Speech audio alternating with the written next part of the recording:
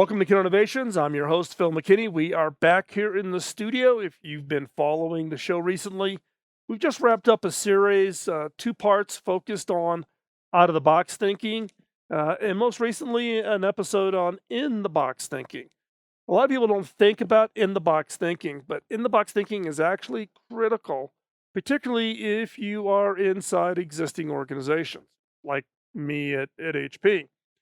A lot of people think that the only way you come up with a good idea is to think out of the box. Thinking inside the box is actually a valid approach to innovation because you have to deal with constraints, the constraints of the existing organization, the constraints of the whole approach to how you innovate, how new products are introduced. Or in some cases, if you're in industries such as healthcare, you may have regulatory constraints that you have to meet, and you have to innovate within those constraints. And that's going to be really today's topic. Today, we have a special guest that deals with innovating within these constraints. I wouldn't say traditionally thinking about in the box, but it's an example of innovating within constraints. Today's guest is Dave Fabry. Dave is the Chief Innovation Officer at Starkey, the only US-based incumbent hearing aid manufacturer, and we are glad to have Dave join us today. Thank you for joining us. It's my pleasure, Phil. Thanks for having me. So, Dave, tell me a little bit about yourself. I'm not sure the listeners of the show are familiar with Starkey or the needs and challenges of innovating with hearing aids or hearing amplification. So, how did you get into this? How did you get into an audiology type of background or experience? Yeah, it's interesting, and thank you for that. But a lot of people don't grow up wanting to be an audiologist. Certainly at my age, I turned 60 last year, and audiology was still a relatively young discipline. It was founded really right after World War II. I was actually first in my family to go to college and grew up wanting to be a veterinarian, but found audiology through a pathway through my animal background in doing research undergraduate at the University of Minnesota.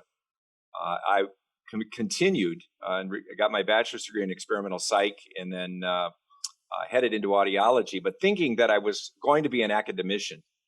And what changed my path was when I went to Mayo Clinic as an extern in the early 1980s and really fell in love with this whole idea of clinical practice and working directly one-on-one with individuals like yourself who have hearing loss, but in many cases are somewhat reluctant to wear amplification.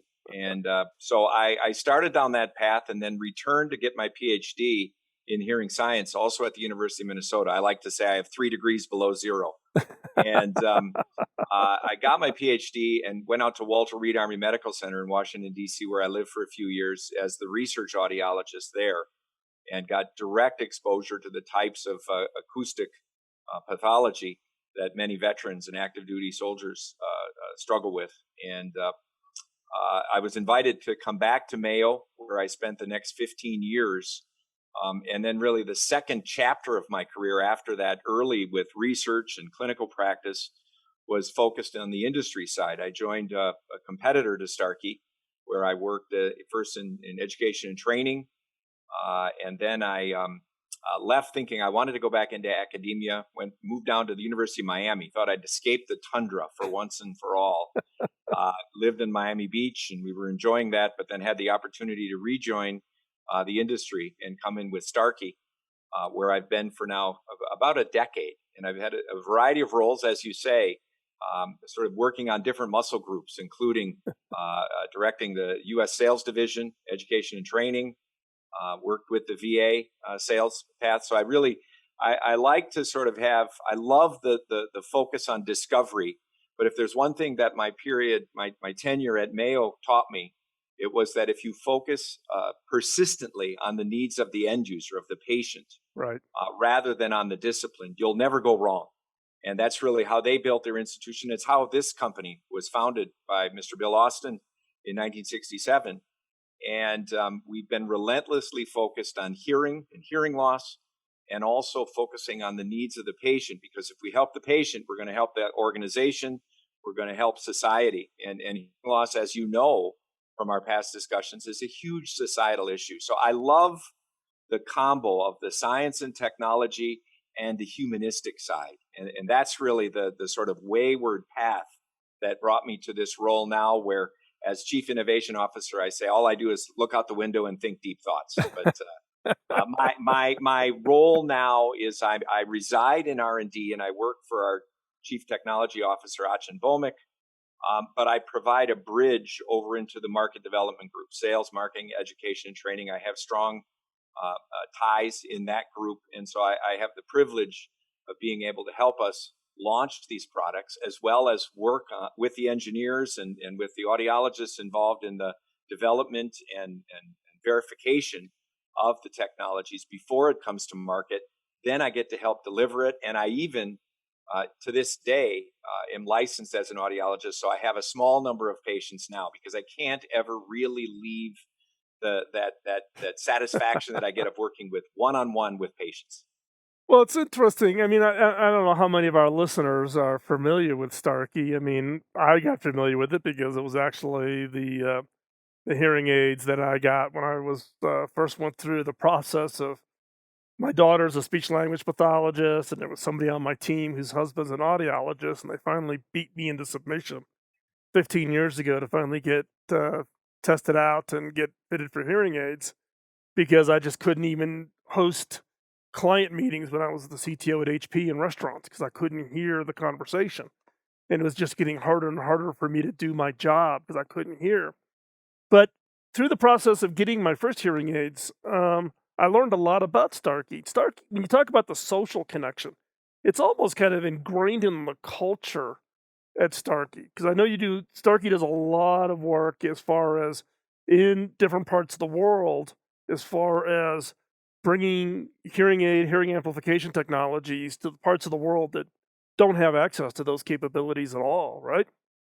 Indeed, from the start, I think before it was popular to think about philanthropic business, if you will, Bill Austin really had as his grand vision, so the world may hear, or hearing is our concern, and has really spent his career in combination with his wife Tanny, trying to focus on bringing the benefits of amplification and awareness for the importance of hearing to anyone, no matter where they are, no matter what their situation is. Hearing is and hearing loss is a global societal issue. Hmm. That now, according to the World Health Organization, nearly 500 million people, 460 million people, have what the WHO considers to be disabling amounts of hearing loss. And only globally, it's less than 10% of the people with hearing loss have the means to do something about it, can afford it, have personnel that can bring that technology to them, or are not stigmatized. There still remains a stigma, unfortunately, related to hearing loss. And your story is not an uncommon one. It's often a 5 to 7 year period of time from the moment that a person begins to realize that he or she has a loss, or is told by a family member that he's struggling, to when they do something about it. So your story is not unusual. And many times in my career, I've had to arm wrestle with people to try to get them to even try a hearing aid, because that's so stigmatized that they're somehow going to feel older or less valuable. It pains my heart that it still exists, but it's still the case. Well, and it is. And in my own case, it was I had to instruct my executive assistant to only book me in restaurants in private rooms. It couldn't be like an open floor. If I took Q&A at a speech, somebody had to relay the question to me, 'cause there was no way I could hear questions from the deep audience. So I am the poster child for, kicking and screaming coming into the program. So, Dave, look, I was the CTO at HP, which had been around since 1938, right? And you're dealing with when I came in and I was the chief technology officer, which I was the closest thing HP had to having the chief innovation role, without the title, at HP. But it's hard when you are the incumbent, when you're kind of the guy that's been around forever, and uh, you know whether where people are at on the spectrum of being a follower of Clayton Christensen, talking about disruptions and disruptions occurring from outside the industry, but that doesn't exclude the incumbents. It doesn't mean that the incumbents always need to get wiped out for a new guy to come in. Talk a little bit about the strategies and the thinking at Starkey relative to being an incumbent with an innovation focus. Yeah, and ever since I read The Innovator's Dilemma over 20 years ago now, it occurred to me that the hearing aid industry was ripe for disruption just because of a number of the elements that Christensen described. First of all, those different pathways, the different tiers, if you will, from low demanding customers to high demanding would sort of be bounded by something that would buy a personal sound amplification product that you could get over the counter or in the mail, to going to Mayo Clinic and everywhere in between, in private practice and Costco, a whole bunch of different distribution channels. People get complacent with those channels. And the difficulty is that in the US, only about 30% of the people, roughly a third of the people with measurable hearing loss actually wear amplification.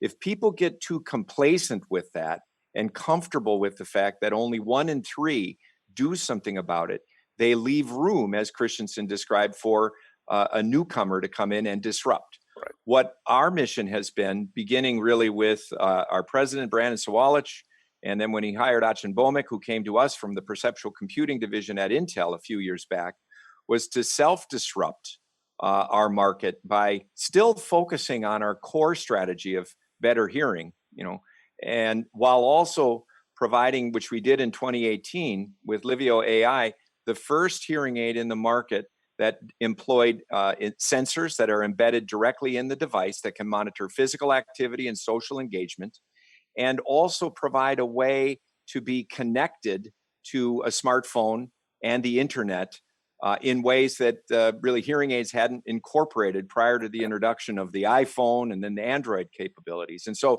by looking at moving hearing aids from single purpose devices that amplify sound appropriately for a person with hearing loss to multi-purpose, multifunction devices, I like to say our industry has been waiting for its iPhone moment, because in 2007, prior to the launch of the iPhone, adoption rate for smartphones was only about 30%. And now they're ubiquitous. And what Apple did was to move that from a single purpose device, the phone. The Motorola Razr remains one of my favorite single purpose phones of all time. But then they turned it into multi-purpose, multifunction. And in so doing, what we want to do is turn hearing aids from something that people have to wear into something that they want to have. And in turn, reduce that stigma. I like to say that as a baby boomer, as compared with my parents, who really were stigmatized by the thought of hearing aids, I don't have that stigma, but I have much higher expectation for what hearing aids will do for me, Right. including streaming and providing translation and transcription and a whole bunch of other features. There's a topic that we talk a lot about on this show, which is if you're the chief innovation officer inside of an organization, one of the things you have to battle is what I refer to as the innovation antibodies. Those people within the organization that is, oh, we've tried that before, that will never work. I'm the expert. We can't afford that. You know, nobody would ever want that. How do you deal you know, with innovation antibodies, or if you think you even have innovation antibodies inside of Starkey? Sure. I think inside and outside, in the sense that we're predominantly a B2B industry where we Right. sell to audiologists and hearing instrument specialists who've operated pretty much the same way until COVID, that they've done for a long time. And there is a bit of that tendency to say, well, that's not the way we've done it. That's not the way we should do it. That's not what our past successes have been based upon. A colleague who's become a friend over the years is Mike Maddock, and he refers to that as sort of inside the jar, outside the jar thinking. And he talks about when you're in an organization as little as 9 months to a year, you move from being outside the jar to inside the jar, and you can't read the label when you're sitting inside the jar. So my battle is constantly a personal battle, is to always try to keep that outside the jar perspective and try to continue to look at things differently. One way, I guess, is, as I mentioned in the first segment, is by constantly challenging myself to think about what are the needs of the patient. And so I, for the past couple years, I will, when we're coming out with a new product, I'll wear it, even though I still kind of have normal hearing. I have a little bit of damage from drums and motorcycles and typical baby boomer stuff, but I wear the devices, and then I immerse myself not only from an audiologist perspective or someone working in R&D, but from the perspective of a patient. How's the user experience going to be? Do I have delight? Is it the sort of thing that provides inherent value to me that makes me want it to put it on every day? And trying to keep that perspective, and then also while working directly with patients when we're trying out new technologies, keeps me fresh Well, because and I think that's an important piece, and this is my argument with a lot of organizations that want to initiate some kind of an innovation program, but they think it's a lab-focused activity. You have got to get your butt out of the seat, and you got to go out there where your customers are at. At HP, I used to spend most Saturdays and Sundays standing in Best Buys, and I actually came to Best Buy's main store in Minneapolis, Minneapolis yeah. many a time and watch customers buy HP product. And if they didn't buy an HP product, then I would ask them, why? What was the decision criteria you were in right at that moment? You looked at one of my products, but you chose a competitor. So I'm not trying to change your mind, but why? And it's insight you can only gain because we have to constantly remind ourselves we are not a proxy for our customers. That's We right. may And we think and we're we the can try to proxy, but think we are, you think but you are, you can convince yourself, the engineers will convince themselves, but they are not. Even, in the case of hearing aids, if you came to me and said, "Hey, Phil, help us innovate hearing aids," yeah, I'm a user of it, but I'm too much probably into the tech, and I would get into the tech end of it, which means I'm outside the band of the normal target customer.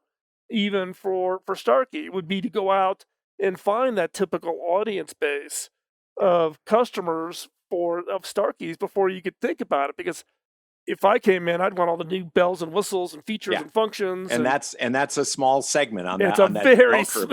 it's a Very niche. small. It's a niche, and you Yeah. got to be And careful that if you use yourself, you're going to get into a niche situation. So, Dave, in this case, one of the questions I wanted to ask you was about the discussion around engineers. You've got a fairly young staff where you're at, and how do you build into them then the empathy of being able to understand the role of developing technologies for an audience that's not them? yeah, I think it's a great point and a great question in the sense that one thing is the technology embedded in the devices, and we'll talk about that more in a minute. But the other is the reality is that the average hearing aid user is still around 67 years of age, first time hearing aid user. And increasingly, they're interfacing through their app or the onboard controls. And if they have arthritis, if they have visual impairment, they can't read the fonts that a 25-year-old engineer can. And so we constantly have to put our perspective on that end user, the patient, and then as well as I mentioned earlier, the audiologist or the dispenser. And I think you've really hit on the critical issue that our customers, the audiologists and dispensers face, and that is they have to care. They have to learn. Their secret sauce is they learn what has brought this patient and his family member in with him to proceed with the decision to get hearing aids. And when we design new products now, we're thinking about not only providing the best technology on board the devices, but increasingly taking into consideration other elements that the family member and that the hearing aid user need to consider. And that's really the perspective that we need to constantly focus on our engineering team and on our professional team as we develop and bring these technologies to market. Well, For Go well, ahead. one of the challenges though with innovations, particularly when you're trying to innovate for an aging population, is the intimidation factor. Yeah. Right? Too many options, too many choices. For me, I learned in my Starkeys, I had 4 programs I could program. One of them I had custom built program, which allows me to be able to hear questions coming from an audience of 1,000 people in an auditorium, right? And I knew based on the tones, 1 tone, 2 tone, I knew what program I was running, right? But that's Yep. me. And I was in Yeah. my and I was, And you're tech savvy. Yeah. I was in my early 40s when I got my Right. hearing aids, right? But if you gave all those options to my grandmother, who was in her 90s, Right over her head. over her Yeah. head, How do you Yeah. deal with that? What are some of the new things you're doing to try to get over this innovation intimidation factor problem? It's a great point. Again, as I said, the first thing that most hearing aid users want to do is they want to hear better in quiet and noisy listening environments, and they want to do that effortlessly. They don't want to have to make a lot of adjustments or controls. And if it can be automatic, that's our first goal. So when we're deploying machine learning and artificial intelligence in our devices that analyze the environment and only bring into the features like directionality or noise management, like you say, we're only doing that when it's appropriate. But then you think about the user interface, as you said, that intimidation factor. We want it to be automatic when possible. But on the latest device, we've introduced something called Edge Mode, which uses artificial intelligence and enables the person, when they get into a challenging environment outside of that clinical environment, all they need to do is tap on the side of the device and it will do an acoustic analysis of that environment, remove the normal restrictions that are in place for all around listening, or intensely focused on providing comfort and clarity for that environment and optimize to that environment. And then when they want to go back to the all around listening mode, they double tap again. And all they need, we say it puts the power of AI at their fingertips, because they don't have to think about how do I control. They don't even have to use their app. All they need to do is tap. And that's part of that user experience, I think, that simplifies the way that the professional optimizes the device, but they can't be with them all the time. And now they can go into a quiet or noisy listening environment and optimize with only their finger. And that's Right. just one example. Well, it's a great example because I can, from my experience of wearing my hearing aids, certain rooms it worked great. Other rooms, I don't know what it was about the reverberation. If the room had a lot of had a big glass wall in it or whatever, it was problematic. And I'd go back. They'd readjust the programming, right, and then it would work for a different room, but not for that room. You just didn't have the flex. And again, keep in mind, it's 15 years ago, right? Yeah. It just didn't have the ability to adapt to the real world as an on-the-fly situation. So in the case of applying AI and machine learning, um, what were the biggest hurdles you had to get over to apply that to something like a hearing aid? Well, I think the obvious ones are we're low power and relatively small computing size and storage capacity. So we're having to take advantage of things that the smartphone can deliver us in terms of location services. And we're increasingly partnering with organizations like Apple, like Google, like Amazon to take advantage of cloud computing as well whenever possible. And we can, with permission of the hearing aid user, store and retrieve information that the patient can use to optimize to that environment. But we're also finding that the circuits we have now, that edge mode that I mentioned, all the processing need for edge mode to do that acoustic analysis and adaptation is on board the hearing aids. But a good example of the way that we're incorporating the cloud is with something we call Thrive Care. And that's where family members, with permission of the hearing aid user, can monitor an app that they download, a separate app that doesn't control the instrument, but with permission of the hearing aid user, can allow them to monitor how much physical activity the hearing aid user has had on a daily basis, whether they've socially engaged with other people, even if they've suffered a fall. They can look at that and then have the peace of mind, no matter where they are in the world, they can pull down and retrieve that data from the cloud with permission of the hearing aid user and monitor how active they've been on a daily basis, and maybe call them or text them and encourage them, especially during these times, to be more physically active and more socially engaged, and call on them if they see that they fell to check and see if they're okay. Well, I think the fall situation was very interesting. You and I talked about this a couple of years ago Yeah. when you were in the development of Yeah. these new products because, like my grandmother, she lived by herself in Cincinnati. She had her hearing aids, which she put in, most days, not every day, but most days. Um, but we also got her one of those things the pendulum is you'd wear around your neck Right. to say, hit the button, help, I fall, I can't get up. Yep. But she wouldn't bring the pendulum. She left it up next to her bed, or she left it by her chair. Or she took it off because she was washing dishes in the kitchen, right? And then our biggest fear, my brother and I and my cousins, was is that she would fall and not be near her phone, and she Right. wouldn't have her pen. But here you just Well, you're yeah, you embedding that wear the intelligence. devices. Yeah, you wear the devices, and then you can select up to 3 contacts as trusted contacts who will receive a text if you fall, and it does that automatically. And then when the recipient looks at the app, they can see that they fell, and they actually, through the location services, see where they were when they fell. So even if they're non-responsive, they know to call emergency services or go and see them themselves if they're local. And that again provides people with the ability to live independently in their own homes longer, while having that peace of mind for the family member who, wherever they are in the world, may worry about mom or dad or family member falling. And we've heard many stories from people who've felt as though this had a significant impact on that person's ability to live independently for as long as they can. Correct, and aging in place is absolutely critical. There's just aren't enough nursing homes Right. to take care of us as an aging population. I tell all my friends who are boomers, you better be really nice to your kids because they get to pick your nursing home, and if you Yeah, can't find a place in nursing home, you're moving in with your kids, right? So be nice to your kids. Um, exactly. but one of the things and I've been following the introduction of the new products from Starkey that I think is, well, it's very interesting for me.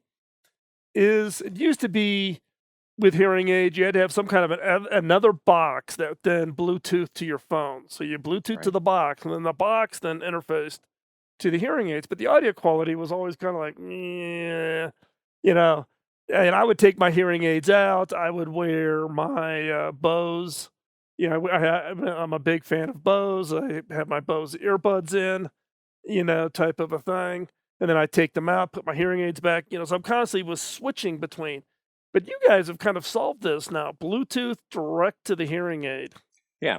We're using Bluetooth Low Energy from iPhones since 2014, and then more recently now using Bluetooth Low Energy with Google Pixel phones and Samsung Galaxy phones.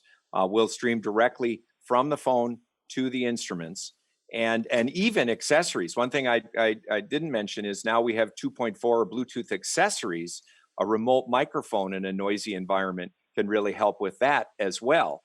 You think about how small the compute platform is in hearing aids, the ability to cram more and more features. I mean, yes, you have your version of Moore's law, but it's Mhm. still, it's like how much stuff can you put into a 5-pound bag, right? Right. But some of the new things, particularly, with the ability to better integrate into the devices we carry, so we don't end up having to swap hearing aids out. Yeah. You don't get into this, like for me, the constant swapping problem that I used to have. Exactly. And it's really that multifunctionality, the ability to stream audio, whether it's music or media or podcast from an Android or iPhone directly to the instruments. We want to provide them, the issues for the hearing aid user to not feel the urge to take their devices out when they go to the gym, when they're streaming podcasts or streaming music. And that's really our challenges. We're not only competing with our incumbent competitors, but increasingly consumer electronics, because we know that the younger users still want to be active and they have higher expectations for when and where the devices will work. And to wit, the special situation provided by COVID has been telehealth. I first did telehealth when I was still at Mayo Clinic back in 1994 and did remote reprogramming of digitally programmable devices. The adoption rate of telehealth across a wide variety of industries has been relatively low until recently. But what we've seen is not only for those patients who are unable or unwilling to go out and see the professional, but also the younger professionals who are busy and are working and don't want to take the time off have pushed that need for telehealth. And we're seeing these types of things that are innovations that are occurring beyond what goes in the ear or in the circuit as really being the way that we see the wave of the future for the hearing aid to be that multi-purpose, multi-function, multi-environment device that can be optimized by the professional. Yeah, and one of the unique challenges of for in your case, for your industry, the hearing aids, is not that dissimilar to the problem I had when I was at HP, which was when you're building portable, mobile, consumer-facing devices, is battery life. Yeah. right? How do you squeeze out a little bit of optimization can have a huge impact, but battery power density per cubic centimeter of material is only going up 10% a year. So Yeah. you're not going to get it with new battery chemistry. Everybody thinks lithium ion's the magic answer. You're not going to get there. No. Your electronics and the efficiency is really where the game is at. What's Starkey doing? Because getting you could put a lot of stuff into a hearing aid, but if it only lasts 4 hours where you got to charge it or swap it out, it's not really useful. Yeah, a couple things. There's been a very rapid transition to rechargeable batteries in the past few years.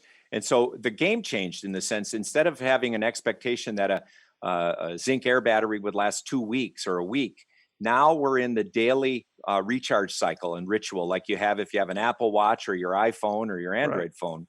And so, but you're right, the charge density limits it so that now our expectation is that people get 24 hours of battery life.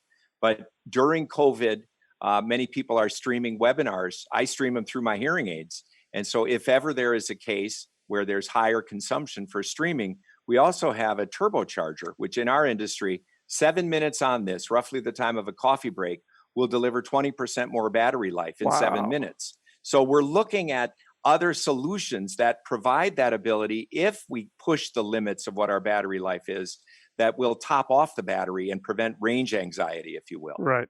Right. Well, and I But we're think it's seeing a rapid transition from replaceable to rechargeable batteries, like everything else. But then we have the expectation of all day use. And that's the limitation, as you said, in terms of the efficiency of the drivers for the speakers, the circuitry that we're using, the connection to the devices and to the cloud. All are factors that we have to be critically aware of, and every milliamp counts. yeah. Well, it's interesting in the fact that what you were describing is a way when you're doing innovation, it's always not about the tech.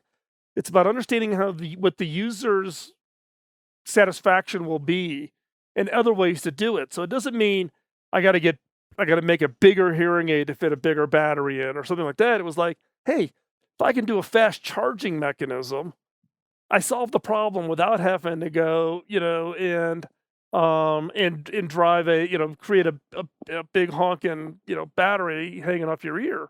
Mhm. Um, but it proves the point that there's other ways to innovate. You don't always have to just continue to push on in the same direction within the same technologies. Exactly. It's thinking about from the user experience and thinking about it a little differently and thinking of the innovations that occur in the ear and in the cloud and in the phone and how we can collaborate with all of those without having to reinvent the wheel. The hearing aid industry too often has tried to do everything on their own. And that's where we see the benefit of partnering with companies in Silicon Valley and around the world who are experts in their areas. And then we focus on the hearing piece and how we can think differently to move in new directions. Yeah. So, Dave, if listeners want to keep track of what you're up to, what's going on, the innovations at Starkey, what's the best place where they can find out that information? Come to starkey.com, starkey.com, and they can get a host of different information on latest products, on the executive team. I'm on there as well. We're on social media as well on Facebook. I'm DFAB1959. Go figure out what that is. And we're pretty active on all of those media, but come and look. And I think you might be surprised about what modern hearing aids can do once you look under the hood a little bit. So, Dave, and we'll have all those links over on the Killer Innovation show notes. Dave, thanks a lot for joining us here on Killer Innovations. It's my pleasure. So, as you wrap up today's show, I just want to thank you for taking time out of your busy schedule to join us here. Check out the show notes over at Killer Innovations. The one favor I would ask of you is if you are enjoying the shows, give us some feedback. Let us know. Post a comment over on iTunes, Google Play, iHeart, Spotify, wherever you happen to catch the podcast. We've been around for this is season 16. We started in 2005, before iTunes even existed. So there's lots of great content. You can go back through the catalog, check it all out, and let us know. We're always looking for ideas for new guests. So if you come across whether you watched a YouTube video or somebody in your company that you think would be a great guest, just drop me a note over at phil at killerinnovations.com. It comes directly to me, so check that out. We'll talk to you next week. Bye-bye.